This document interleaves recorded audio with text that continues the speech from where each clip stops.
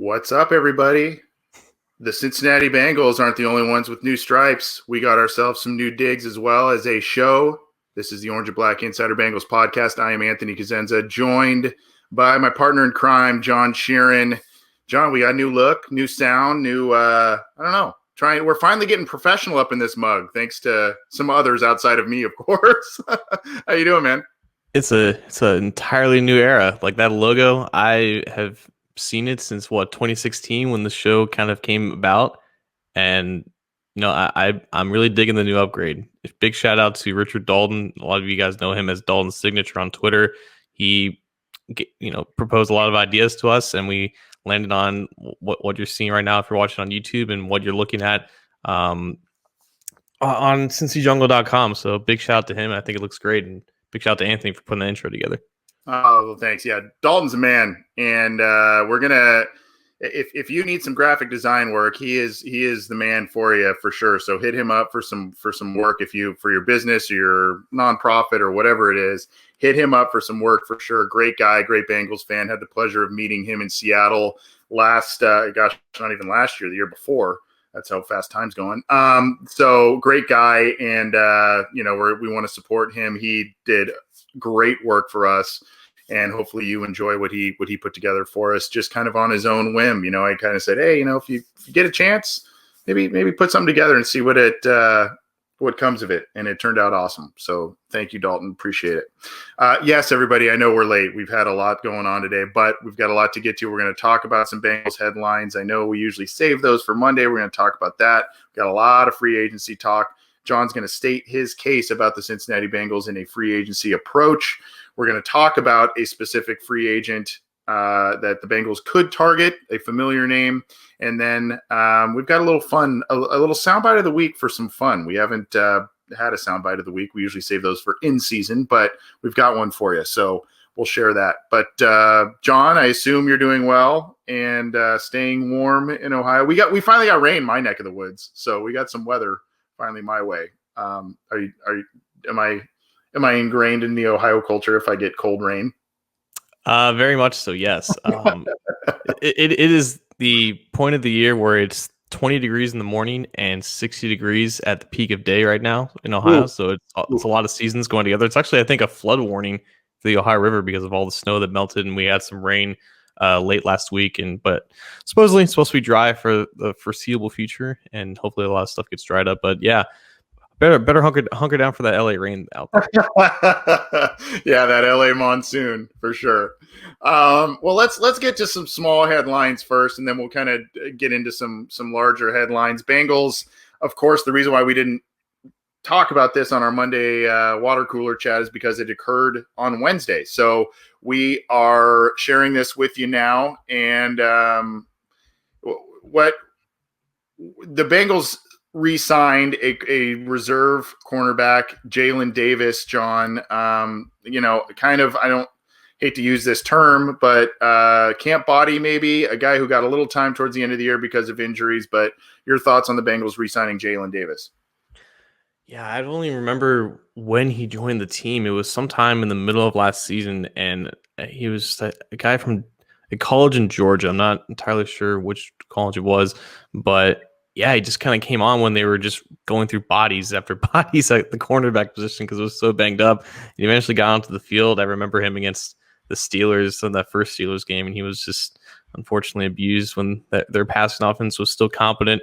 But yeah, like he only appeared in a handful of games, and obviously, he didn't really belong out there against starting offenses. But yeah, like people have to remember that the Bengals right now have, including Jalen Davis, like 52 players under contract. That number is going to drop to like 49 when they cut Geno, Bobby, and BJ Finney. But only like 20 rookies are coming to this team, and they're only re-signing like 14 of their guys. So they have spots to fill out the entire roster.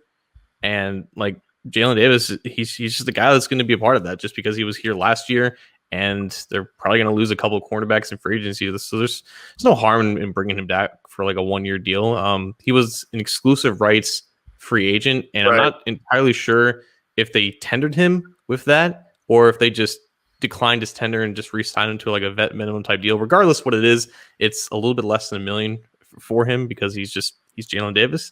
and that's just all it is. It's just depth. Yeah, and at this point, it's kind of like, why not? And it's not going to be a big cap hit or anything like that. It's someone they had on the roster last year. Depth obviously is something that they want to have more control over in the defensive side of the ball. That they got absolutely just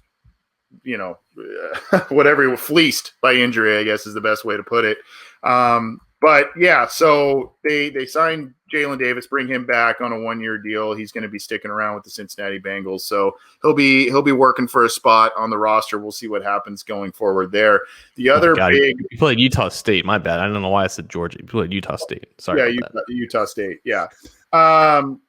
The other piece of news here: the Cincinnati Bengals have re-signed Clark Harris. Now, this one, it makes. I'm glad about it. It makes a lot of sense. But this one, they had signed another long snapper earlier this year to a high contract for that position and whatnot. And you kind of are saying, wow, Clark Harris up there in years. Are they going to be moving on from him? But the Bengals stick with him. They kind of keep, Darren Simmons likes to keep a battery intact, so to speak. So, that's one of the key pieces for the Cincinnati Bengals to be kept here. So Clark Harris, he did make a Pro Bowl, is going to stick around with the Cincinnati Bengals. Mm-hmm. And if y'all remember last time he signed a contract, it was a 3-year deal. I believe he signed it in 2018 as like an extension. And that's when he was like 34, 33 years old. He's going to be 37 this year. And this is just a 1-year deal. So, I mean, who knows how long he will continue to go in a Bengals uniform. There was an interview with Paul Dehner Jr. on The Athletic about how he's saying like he wants to be like the oldest player in the NFL. And at this point, he's 37. He's played 13 years, or he's going to play 13 years for the Bengals. He's yet to have like a bad snap for what I remember. It's like 1,700 consecutive playable long snaps. So if it ain't broke, don't fix it. Darren Simmons is still here. He knows him. He obviously knows Kevin Huber. They've worked together for a decade. It won't cost that much. His cap hit will probably be around $1 million, which is what it was last year. Might as well. Dan Godsill, the other long snapper that you mentioned, he signed a futures deal, which is like it'll come into effect when the league year starts on St. Patrick's Day. And he had like one of the largest signing bonuses, I guess, for anyone who signed a futures deal this offseason. So maybe that was an indication that they're going to at least keep him around for the offseason, which is what they've done in, I think, the last year or two whenever he's been in the league. It's just a guy that basically kept Clark Harris rested during the preseason and training camp, so he doesn't overwork his snaps, quotation marks. But yeah, I'm assuming both those guys will be around, but they obviously trust Harris a lot. And if Harris wants to continue coming back here, that door is always going to be open.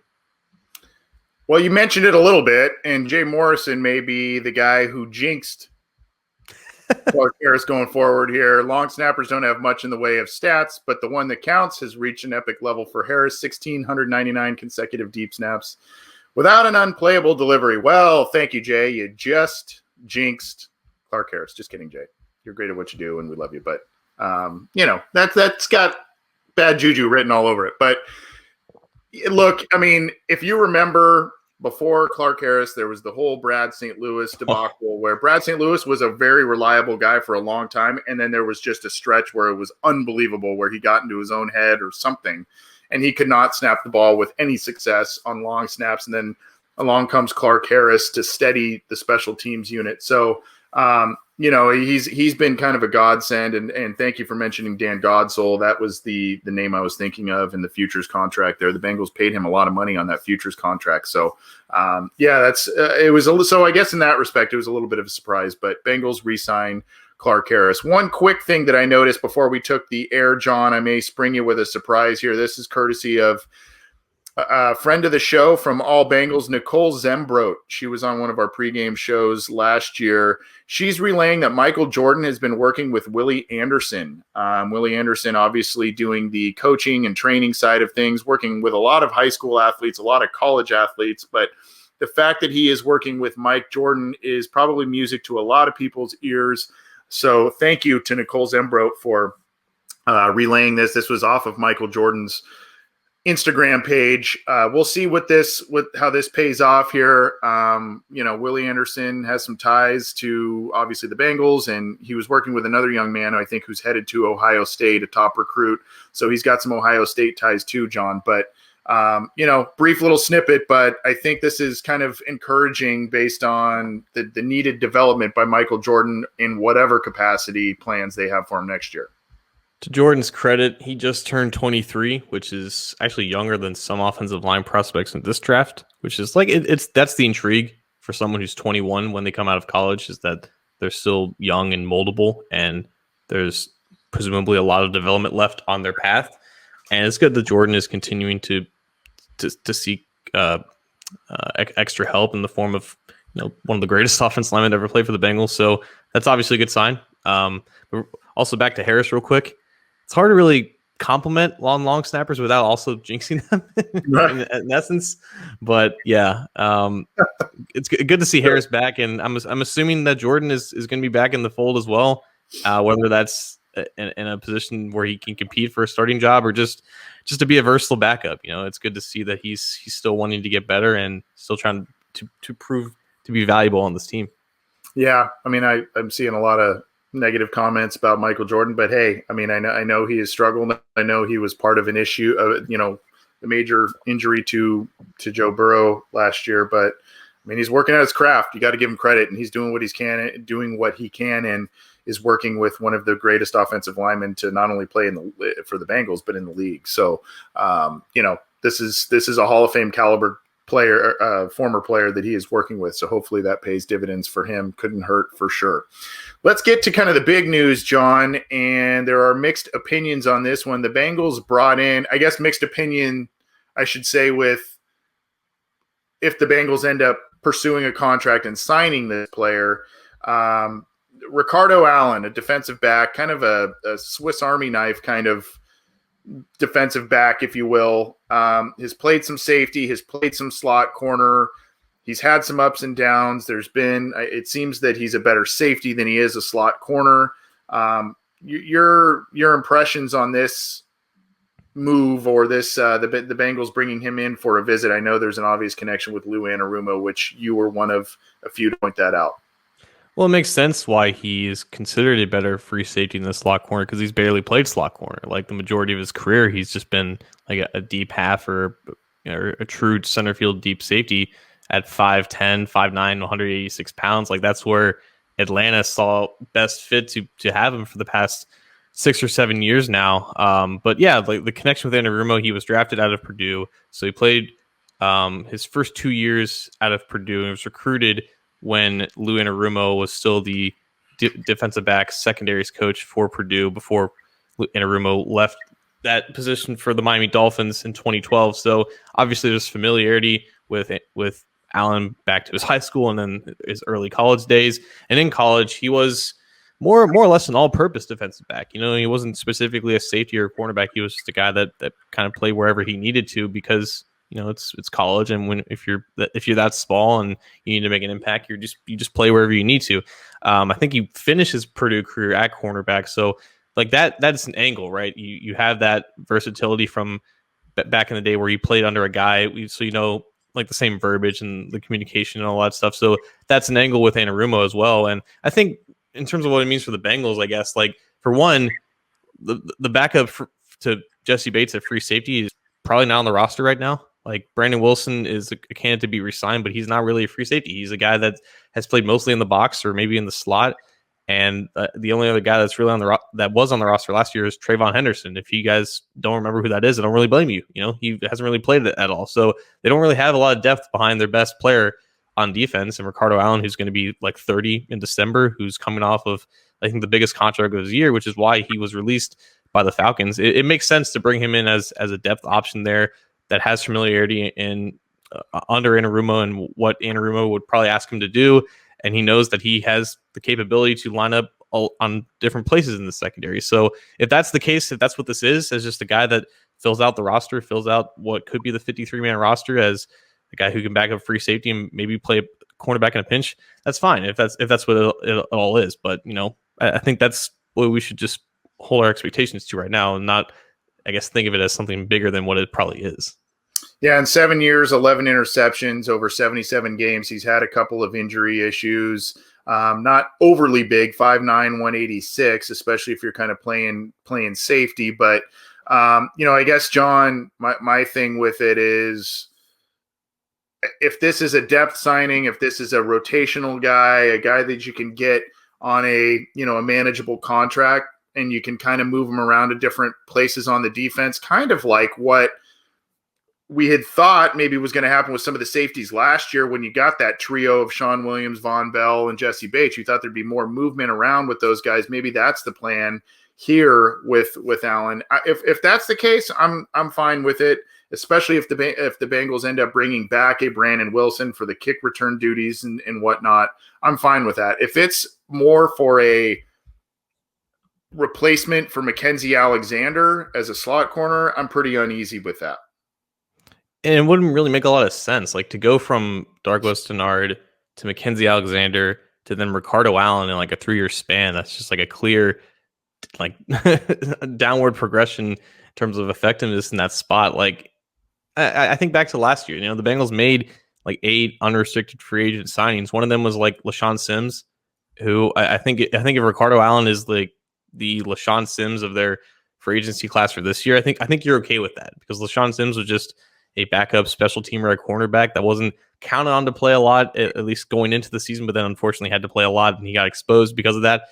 I think you're more confident in Ricardo Allen being a spot starter at a place where he is competent, has shown to be competent in his 6 or 7 years in the NFL. But yeah, you're right. If they ask him to be a starter in a play position that he hasn't played in since college, really, they're just kind of outbidding themselves, I guess. No one is really expecting Ricardo Allen to, completely transform his career when he's about to turn 30. So if that's the Bengals plan, you're right. It's not a good one, but I think we just got to see if we have to see if this actually happens. Like if he actually joins the team, and we'll obviously get a sense of it, what they're expecting out of him once we see the contract details, if that ever happens. Yeah, and the other facet to it, I wish we kind of had a conversation about this with Andre Parada when he was on the show recently, but the compensatory pick thing, the fact that these players are released, they're released by a team and not just hitting a free market and signing somewhere on their own volition type of thing. I mean, everybody signs somewhere on their own volition when they sign a contract. But what I'm saying is when you're released out of a contract rather than hitting free agency on your own, that doesn't affect the compensatory pick formula, which that's the Bengals love those compensatory picks. And I think also the fact that they invested heavily in free agency last year, outside free agency, they want to maybe balance those scales at least a little bit. And it sounds like, John, I guess transitioning a little bit out of the Ricardo Allen conversation, it sounds like it's going to be a little bit of a bloodbath in terms of NFL veterans getting released to preface free agency. It just seems like there's going to be a lot of big names out there. I think what was it? Gabe Jackson was released. You're just trying to offload some of these contracts that they've paid a lot of money to or owe a lot of money to.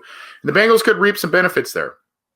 Yeah, and I think in regards to the compensatory pick conversation, like if the Bengals are worried about compensatory picks, then that probably means they're not going to sign deals that would offset them from getting that, because like they obviously didn't care about it last year when they signed DJ Reader and Trey Waynes to those large deals, and they didn't really have anybody of notoriety leave the team for a big deal, so they weren't really getting anything back in return. So I think in regards to the interest in street free agents, it's more about just potentially getting value for guys and value for known commodities.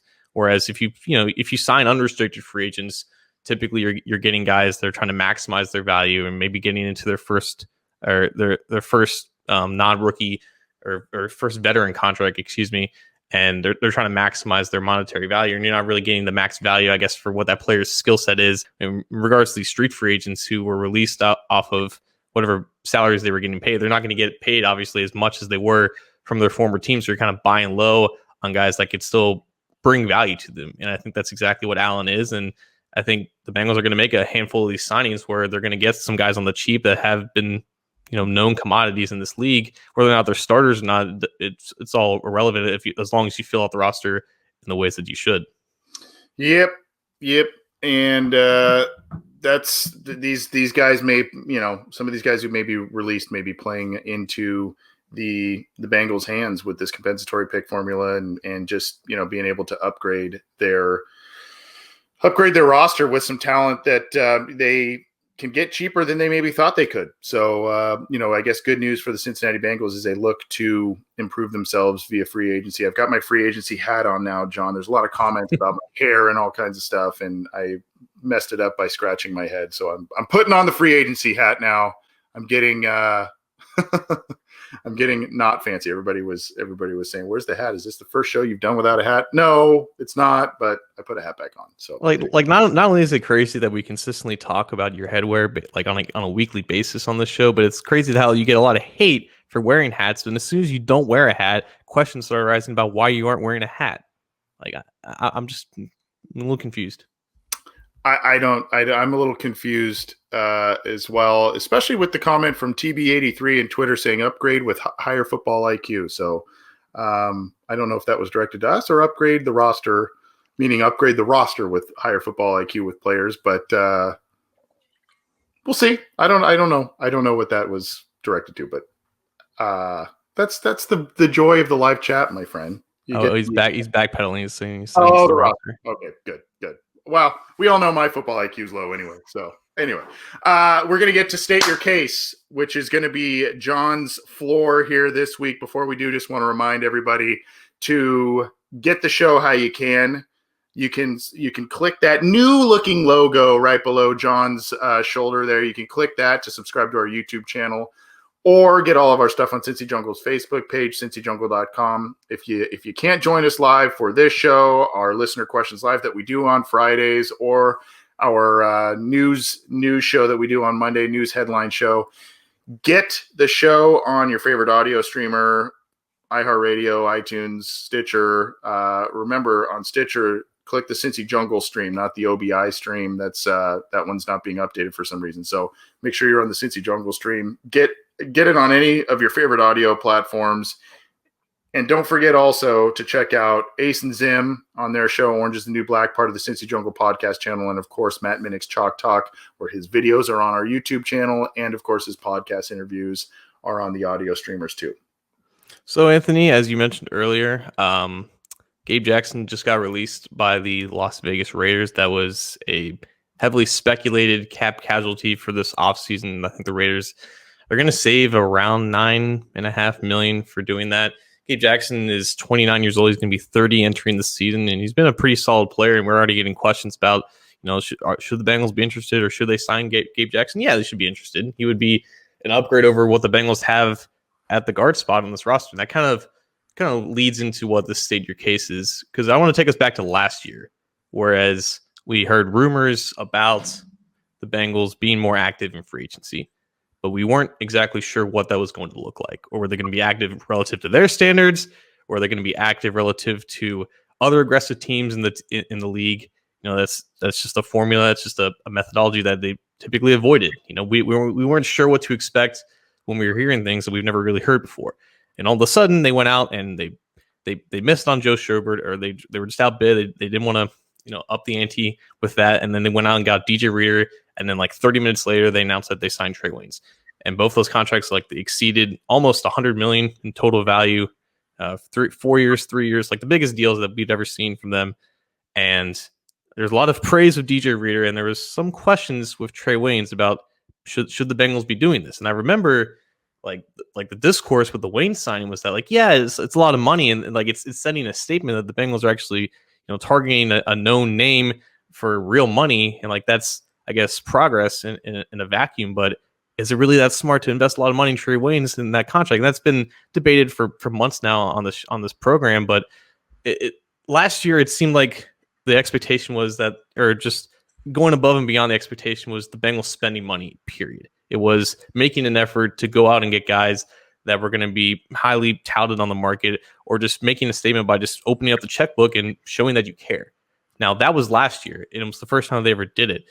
This year, like we've talked about, they're in a position to do that again. They have a lot of cap space. They have a lot of room to spend a lot of year one cash to go out and be aggressive in free agency and get basically whoever they want. But in my opinion, it really shouldn't be about how much they spend now. They should be more harshly judged on the quality of players that they bring in. Because at the end of the day, like adding DJ Reader and Trey Waynes and Von Bell as your three biggest free agent signings, like on paper, they were impactful. Going into the season, they were all three going to be starters. They were going to be quality starters at the very least, and they were going to improve the defense. But Trey Waynes, was he like anything more than a marginal upgrade over Drake or Patrick if he played? We don't know. He never really did play. DJ Reader played 5 games, and even still, as good of a player he is, plays a kind of a low impact position in terms of what matters on defense. And Von Bell ended up being the best signing. And again, he's just a box safety that doesn't really cover that well. So while they were, known names for a lot of money, there's debates about whether that money would have been better spent at other positions, that are more valuable positions or more valuable players. So while they have more money to spend this time, or they have just as much money to spend this time, and they should have just as much desire to spend, I think we, as writers and analysts of the team, should be more judgmental about the quality of players that they sign. It's not necessarily about the quantity or the total cash that they bring in or that they invest. That's not an effective statement anymore. I don't think it's about making legitimate improvements to the roster and using that cap space wisely. It's not just about utilizing all the cap space. That's never what it's been about with the Bengals. It's not about just spending all the money that you have. It's about actually spending it wisely and taking advantage of whatever space that you have. So in year 2, in this new age of Bengals football, it should really be more about quality over quantity. Last year was a little bit of both. Last year was quality and quantity. I know it didn't work out because of injuries with Waynes and Reader and whatnot. But they went out and they were one of the most aggressive teams in the league with outside free agency and adding some quality talent. I agree with you. I think you can kind of take care of a lot of stuff, ancillary stuff with some interior free agents, with some guys in the draft. I think you can do a lot of that kind of stuff. But I think that this is a year, aside from quality, this is a year to get quality at positions that you've neglected for a long time. Offensive guard, you've neglected offensive guard. You've gone middle rounds in the draft, late rounds in the draft, undrafted free agents. That's who you've put out there. And in recent years, it has not been the greatest results. Now, I know we showed Mike Jordan a few minutes ago working out, so hopefully he can rise to the occasion. But this is obviously a year where a Brandon Scherf, a Joe Tooney, maybe a Gabe Jackson, some of these guys can come in, and that is a quality signing at a position that they have neglected for a while. They tried to do it last year at linebacker, so maybe that's a sign of things changing. Maybe it's I saw somebody, there was a simulation, I saw a picture of it. I don't know if it was Madden or whatever, but the Bengals going after Jonnu Smith, the tight end, an exciting tight end, a position group that they have kind of, CJ Uzomah, I like him. He got hurt last year, and behind him are kind of some question marks. Drew Sample had a nice end of the year, but you can get a high end pass catching talent. Maybe that ends up being Kyle Pitts in the draft. I don't know. But what I'm saying is the quality aspect also, in my opinion, needs to be at some position groups that they've seemed to devalue, whereas the rest of the league, or a lot of the successful teams in the league, have valued those positions. Going back to Gabe Jackson, like he's just one example of just quality players, maybe not compared to like the guys who are scheduled to be unrestricted free agents, but guys that do belong on rosters and deserve at least somewhat sizable deals, or just like a deal that's reflective of a guy that can still start in the league. Like he's just going to be one of several around the league that are going to be released at positions that the Bengals should be interested in. And if that's the way that they want to handle this, if they want to take advantage of a lot of quality players being released for cap purposes and getting them on the cheap and filling out roster holes before the draft, if that's the way that they want to approach it, I think that's fine. Like obviously we would want them to go out and get a high quality player for a pretty penny, like a Joe Tooney or Brandon Scherf. But if they decide to attack the offensive line with getting quality players that are available for cheaper than they were last year, I think that's still fine. Even if you're not spending like the DJ Reader or the Trey Waynes type of cash, like if as long as you're getting good players, like there's more than one ways to do that. And if the Bengals wait this out and they see who else gets added to the market.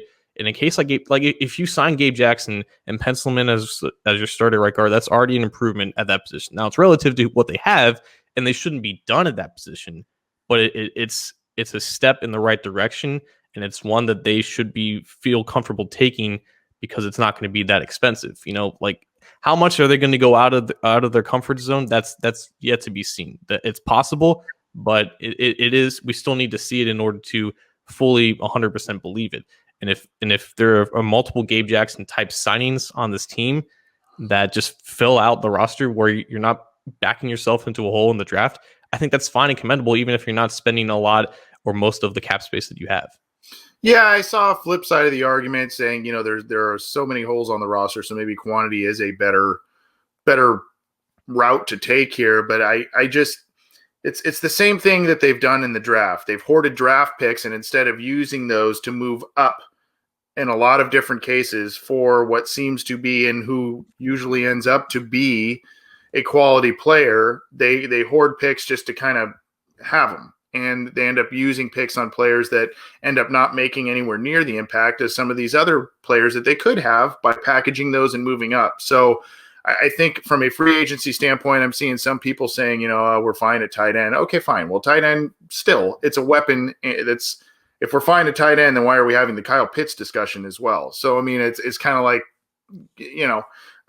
but my point is, again, it's not just spending big ticket money. It's also spending big ticket free agent money on players that they haven't really done so, or at least not for a while. Maybe even wide receivers in that discussion. They spent a lot on Lavernius Coles. They spent a lot on Antonio Bryant. But since then, free agency at wide receiver, because they drafted well for a couple of years, but free agency at wide receiver has been pretty slim. Brandon LaFell was the last one, and he wasn't that expensive. So maybe this year, if there is a Kenny Golladay, if there is a Godwin, if there is someone out there, maybe that's something they look at doing as well to help them open up the draft. Exactly. And, there are multiple ways to do this, but it really does depend on, who they take care of in-house first. Like we talked about it. If they don't come to an agreement on Carl Lawson, if they have to franchise tag him or worse, like if they just let him go, like that's a huge need that they're not going to be able to afford to wait until the draft to fill. Like if they're planning on investing money in a certain position group and it doesn't work out, like that money's probably not going to just be sat on and just like you just give up and throw the white flag. Like it's going to be invested into a place that maybe they weren't expecting before. And in the wide receiver market, it's another great example. Like that's a market that's going to be extremely saturated and it's only going to grow. Like I think Golden Tate was just added to it when the Giants released him a couple hours before this podcast started. Like it's a very saturated market. There's obviously the great guys are going to get paid, but everyone else below that tier, like they're just going to be competing with other on these offers. And, that's what happens when there's an increase in supply and the demand just kind of stays the same. The price just goes down. And that's what's going to be for some of these guys. I think Tyrell Williams was just signed by the Lions for like $6 million. So that means Marvin Jones is going to be on the market. So he's going to be looking for a payday, but like that market in itself is going to be really saturated. And it could be the same for offensive linemen. Like there could be more Gabe Jacksons on the way that are going to be available. And the Bengals are going to have options outside of like the top four that we've really been discussing. You've mentioned Gabe Jackson's name a couple of times. I mean, is that when you say quality, what I guess what's the threshold level maybe that you're thinking at? I mean, I know there's a lot of different positions and all that kind of stuff, but what's kind of the threshold there in terms of quote unquote quality? I suppose definitely depends on the contract. Like Gabe Jackson at this point should not be given more than like a 2-year deal with like the second year being like voidable, but something that a contract that reflects that has a good chance of starting, and like that really does change the whole perception. Like how much is the player getting paid? Like Xavier Su'a-Filo in a vacuum is a fine player to add, but if you're signing him to 3 years and for the Bengals standards giving him money that indicates that he's like an unquestioned starter, then that deal kind of gets painted in a wrong light. But like a Josh Bynes, for example, like 1 year, $1.5 million, just pencil him in as a starter and he could still play. Like you feel a lot better about that. So I guess something, I think Gabe Jackson is at the threshold of being a starting caliber player, but just not a guy that he once was. And if he was still that player, then the Raiders probably would have kept him, right? They made a decision to let go of him to save $10 million in cap space because they needed the cap space, but also he's just not the same player that he once was. But that player that he once was really good, and it was one of the more underrated guards in the league. At this point, he's just a good player. He's just a decent player, and that's still something that the Bengals should value, if not to be an unquestioned starter, as a guy that they can bring in and compete for a starting job, maybe with a draft pick, maybe with another free agent that they do sign. So I think Gabe Jackson, anything below that level is something that the Bengals should probably steer away from. But like Gabe Jackson seems like the bar to meet for a guy that would be considered a quality signing for the right price. Well, your case that you are stating this week, John, is quality over quantity in free agency. And I think that, hard to argue with that. Really, really hard to argue with that. I know there is an argument, but I don't think it's a very strong one against that. And I think the Bengals, I think too, it would also show some gravitas behind the article that Elizabeth Blackburn put out on Bengals.com. It would show that the Bengals really are serious in turning things around and doing some things with Joe Burrow on a rookie contract by spending a lot of money on quality players 2 years in a row.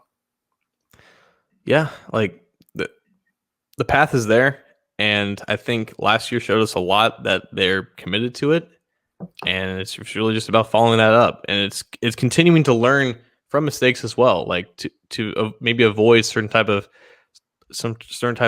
player prototypes or player archetypes, if you will.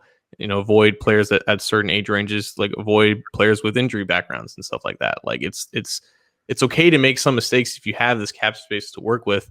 It's just about not repeating those mistakes and obviously not reverting back to your old ways, because that's kind of how you got in this position in the first place. Yep. So that's this week. That's this week's State Your Case. John Sheeran going quality over quantity in free agency, and I can't find it in me to argue against him. Good stuff, John. And we've got a little more to get to here on the Orange and Black Insider Bengals podcast. Again, if you're new here, join us live for every show. We stream live on our YouTube channel as well as on Cincy Jungle's Facebook page. We also stream live on Cincy Jungle's Twitter and our Twitter handle, so go follow those and join us live if you can. Otherwise, go download the show after the fact on your favorite audio podcast streamer, whether it's this show or the others on the Cincy Jungle podcast channel. We've been we're going to probably need to start transitioning into prospect profiles in a little bit, but yeah, we've got a couple more weeks at least for free agency. And so we're gonna tease you with a couple more players going forward on free agency. I think the last one we talked so much free agency last week. It was kind of like John and I did like 4 each with Andre. But this week we're going to talk about a familiar name, John, and it's Shaq Barrett, a guy who the Bengals courted in Zach Taylor's first offseason, a guy that they were poised to give a pretty lucrative 2-year contract after becoming a free agent from the Denver Broncos, a guy that, with the Broncos was a pretty effective edge rusher.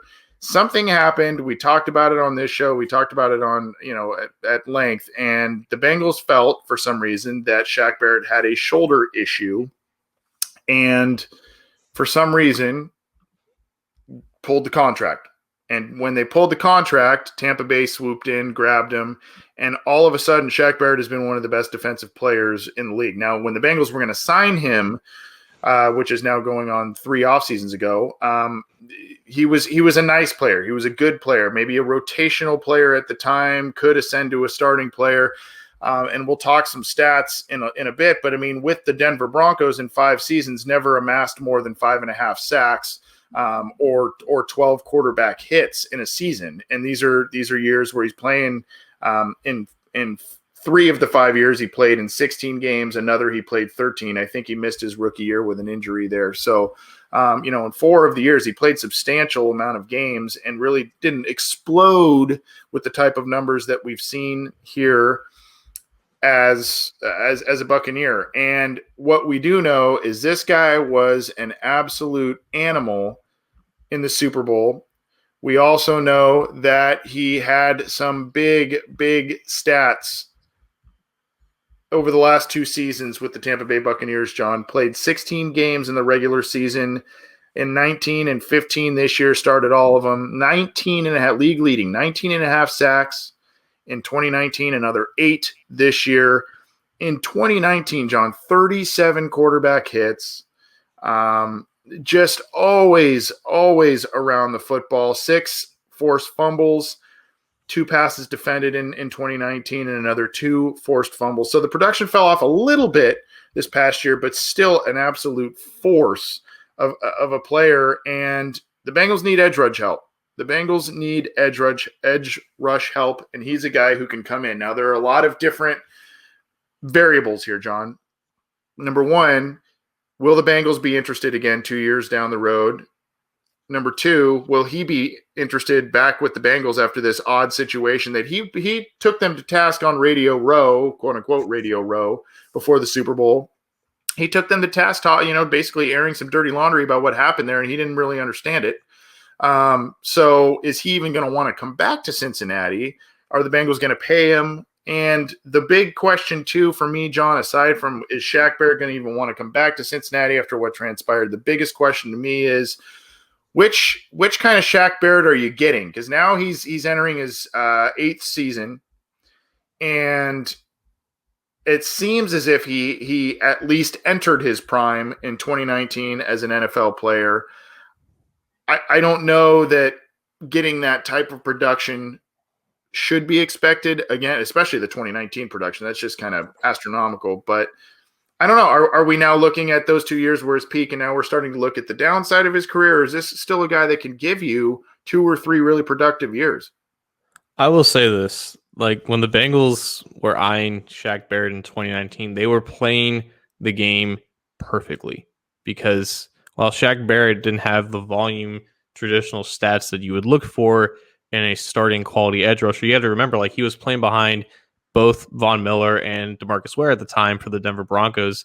And I think his last year is when the Broncos drafted Bradley Chubb, and he kind of ascended as like a stud rookie in that defense. So Barrett was kind of getting being like the odd man out in that group, and that's ultimately why Denver decided to move on. He wanted to move on to greener pastures. But even if he didn't have that volume production, like PFF, they never graded him below a 72 or 71 and a half as a pass rusher in his time in Denver. So like, he was still winning as a pass rusher and getting, a decent amount of pressures for just how little he rushed the passer. Like, he never rushed the passer more than 324 times in a season before he left Denver. And then obviously in Tampa, he's rushed the passer over 1,000 times in 2 seasons. And you're seeing that production obviously tick up, but the pass rushing grade, like 82 in 2019 and 78 in 2020, like, it's not that far off from his best days in Denver. So the Bengals sought extreme value in a guy that would probably produce a lot more if he were given more opportunities. And he obviously would have been given a lot of opportunities the last 2 years, because the Bengals just haven't had a lot of help at edge rusher since 2019. So the Bengals played it perfectly. All they had to do was just not screw up the medical, and that's exactly what they did. So now you're getting Shaq Barrett, who I think is 28. He just turned 28 back in November. Like you said, he's entering his 8th year in his season, in his career. Like, he's at his prime right now. Like, whatever you're getting Shaq Barrett, you wouldn't be gaining any surplus in value in giving him whatever massive deal that he's obviously seeking.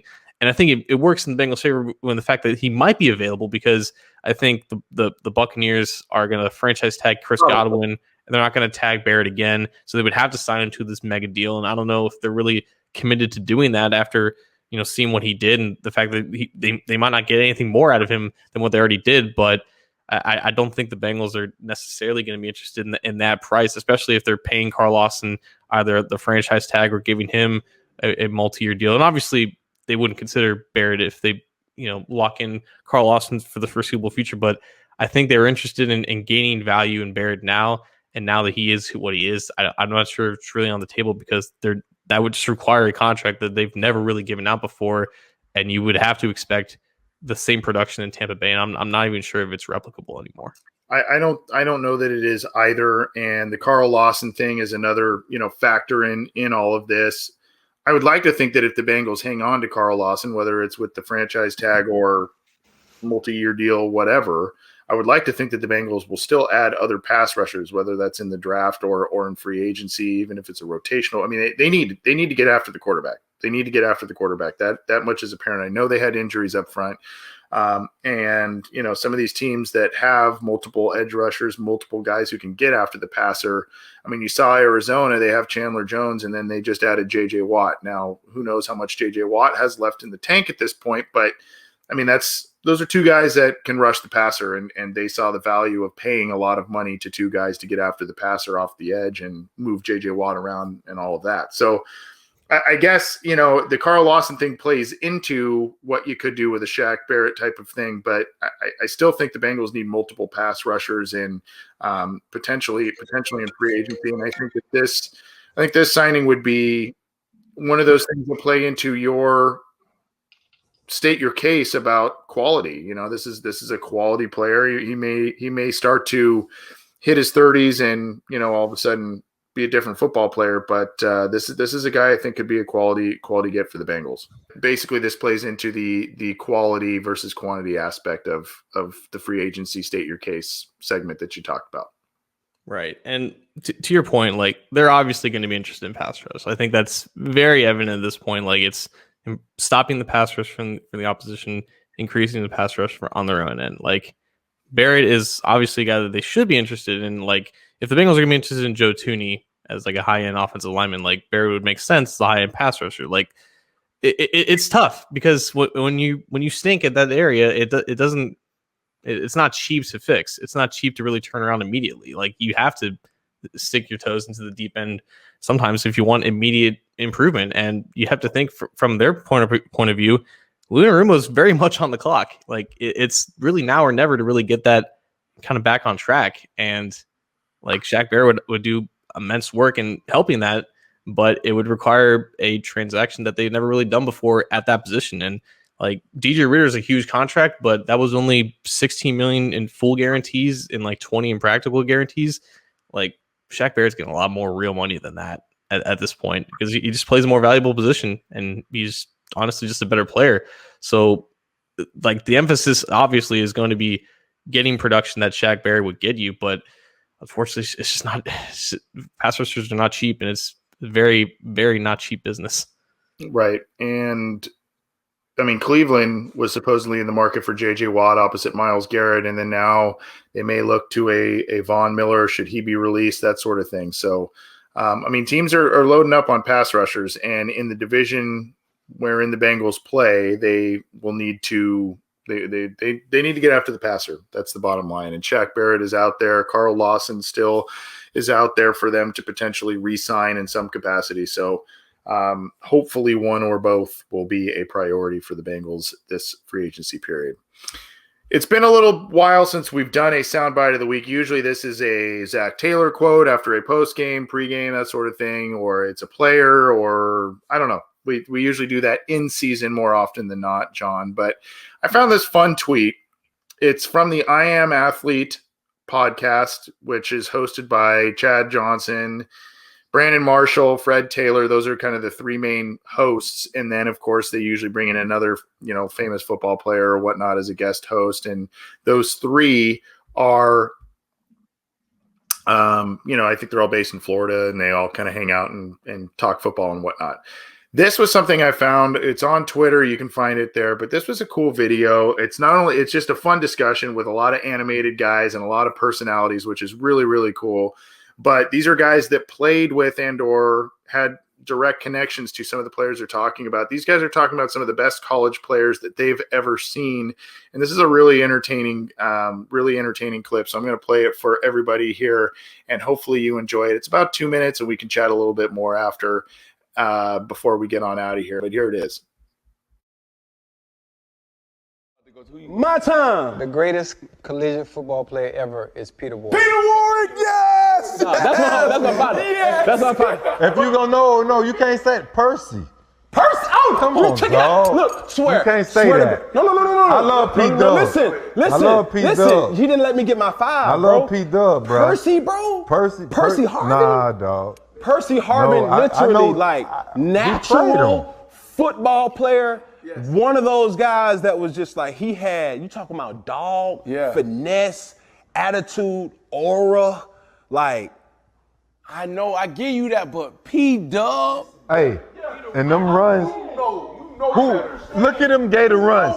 Look at the Florida runs. We won 2 in 3 years. I get that. Who was the superstar in those runs? I get that, but you But I say this. If Percy wasn't there, there's no Tebow. You know, man. And I say that. And he know that. I fight for know Tim all the real time. Talk. And anybody who's on that team knows if Percy's not there, there's no Tim Tebow. Real talk. Great. You say Tebow's Shout the out Lou greatest. Murph. You say Tebow's the greatest college player ever. You say P-Dub. I say P-Dub. Where's Chef at? Chef, somebody got to break the tie. Nah. P-Dub was a dog. Yeah, I seen him. He had a mean dead leg. I mean, he hit him with the. I'm looking over there. 5. Did you play with him in Cincy? Yeah. What happened? Remember he tore his knee up. Oh, He tore his knee up. and that's what it was. But when he came in, was he still nice like that? Yeah. When I got drafted, he was still nice. Him and Ron Dugans was there. P-Dub wasn't as explosive as Percy Harvin. I give you that. I give you that. That don't mean nothing. Yeah, but that don't mean nothing. bro. That don't mean nothing. Nah, Percy returned kicks, pound for pound. Percy returned kicks. With no practice. So did P-Dub. P-Dub returned kicks. Percy returned punts. P-Dub returned punts. Percy played receiver. P-Dub played receiver. Percy played running back. P-Dub didn't do that. He didn't have to do that.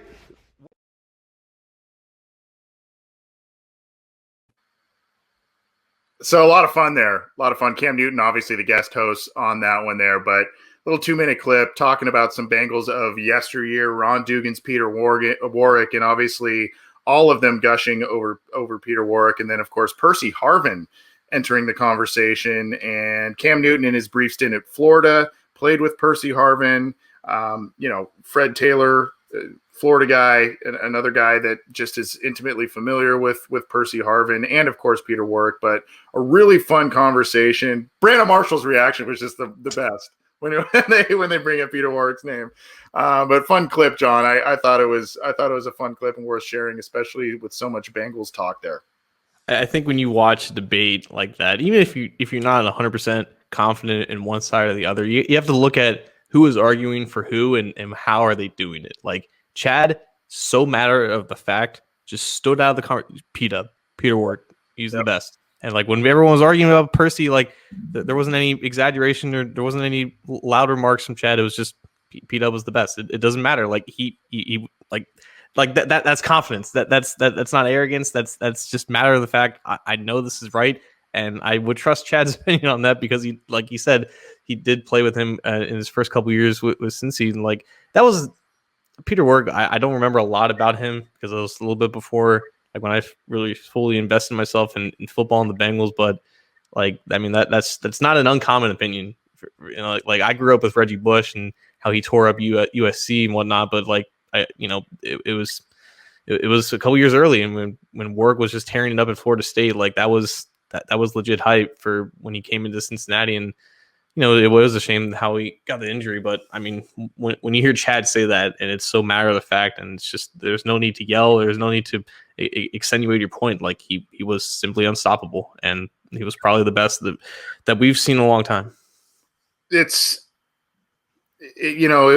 Heisman is dominated quite a bit by quarterback play because they put up the most numbers in college football and whatnot. But there was a little bit of a run where non-quarterbacks were running backs get it often too. But there was a little bit of run where non-running backs, non-quarterbacks, and Devontae Smith got it this year, which was kind of cool. A little bit of a change with a wide receiver there. But Warwick was in the running for that because he was such an electric return man, because he was such an electric receiver. And I contend, it was a little bit of a shocker, I think, to a lot of people. I don't know if you remember this or not, John, but Peter Warwick ran a pretty slow 40. A lot of people thought, I think it was in the 4.6 range, and people were kind of shocked by that because smaller guy and just what you saw on film, his game speed was a little different than what you thought his straight line 4.6 clock speed was. I'd have to go back and look at the exact time, but I remember he ran a slower 40 than a lot of people thought. And or 5.8. Yeah. I thought 4.6 range. Yeah. the thing with that I contend now is Peter Warrick was a little bit of a victim of not only being on a bad team with initially a bad quarterback situation, but also, as the game started to evolve and Marvin Lewis came in, you saw him do a lot of productive work out of the slot.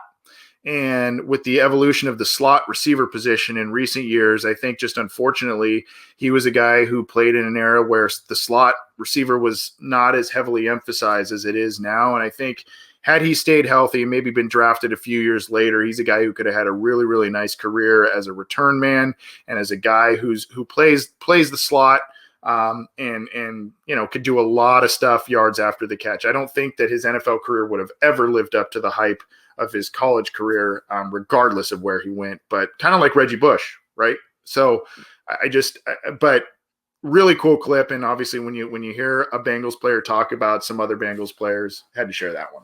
No, just real quick though, because like I would trust your opinion on this more than me. Like if you just dropped in like the best of what Peter Warrick could have been and replaced him with Tyreek Hill, does the Chiefs offense change at all?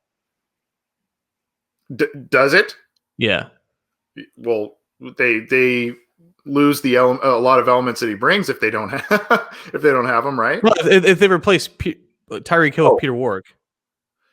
Well, Peter Warrick doesn't have the speed that Tyreek Hill does, but there's a lot of there are a lot of yards after catch similarities and stuff there, I think.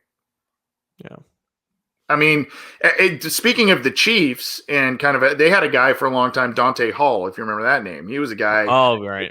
And there was a whole, and when the Bengals upset the Chiefs back in 2003 when they were undefeated, that was the whole, everybody's talking about Dante Hall and nobody was talking about Peter Warrick. And he was a guy that came out and he lit up the show that day with a lot of different returns and plays. And he was a guy that, kind of could have had a career that resembled Dante Hall, who was one of the most electric players in the league for a couple of years there. And Warrick started to flourish a bit towards what ended up becoming the end of his career. I think he tore his knee. It was either 2003 or 2004 with Marvin. He started to really kind of come into his own. And then, that knee injury really put him back and never was the same after that, unfortunately. But I love when they talk about the dead leg, how he'd stop and then keep going. So anyway, interesting stuff. And go check out the I Am Athlete podcast by Chad Johnson and others. Good show there. John, let's drop the mic and get out of here. What you got for us? So yeah, as you guys just heard, had a phone call come in and kind of alter things a little bit, but appreciate you guys sticking through the rest of the program. I don't know, man. It's March now. I'm really prepared for this though. Well, but no, I think, I guess going back to a full year now, like the show really took off and really started generating a lot of great buzz. We had a lot of great guests come on. I think this time last year, and that's also when obviously the world kind of went to shit. But I just remember the show kept growing in a positive direction, even though life itself was kind of turned on its head. So it's kind of interesting looking back on a year now. And now looking forward, don't want to give anything away, but there's some really intriguing opportunities that are kind of in the works at this moment. And it's just we're in the midst of another promising offseason for like the team, but also this program in general. And it's interesting to look back at a year from where we were at this time last year and where we were going at that point. And I wouldn't expect it to grow for how much it has grown to this point. And obviously we have a new logo now. We've rebranded. And we keep pulling in great guests and stuff like that. But I think we're going to see some similar growth from what we saw last year. Just a little bit of a tease for stuff we have going on behind the scenes. But yeah, it's been quite a year, looking back from March 2020 to March 2021. Hard to follow that up, but I echo those sentiments. And I will just once again throw a little love to at Dalton Signature. Go follow him on Twitter. If you are on Twitter, he does awesome stuff. He's the guy who developed our logos for us, which we really like. And then also he does a lot of cool stuff with, Bengals wallpapers and all kinds of stuff. He's doing, I think, a countdown to the draft right now with various players in there, that wore specific jerseys that coincide with the amount of days left in the draft. So great guy, does great work. And if you need some graphic design stuff, go hit him up because he does good work. But appreciated everything. Hakeem Olajuwon asks, so you guys started this a year ago? No, we started this years and years ago. We've slowly been growing, and I feel like last year, like to John's point, was a nice growth point of the show. And we've been trying to do some different things since, having a lot of different guests and whatnot. So just trying to keep up the content and keep the quality high for everybody. Hopefully you notice that. John, have a good rest of the week, man. You as well. All right. Take it easy, everybody.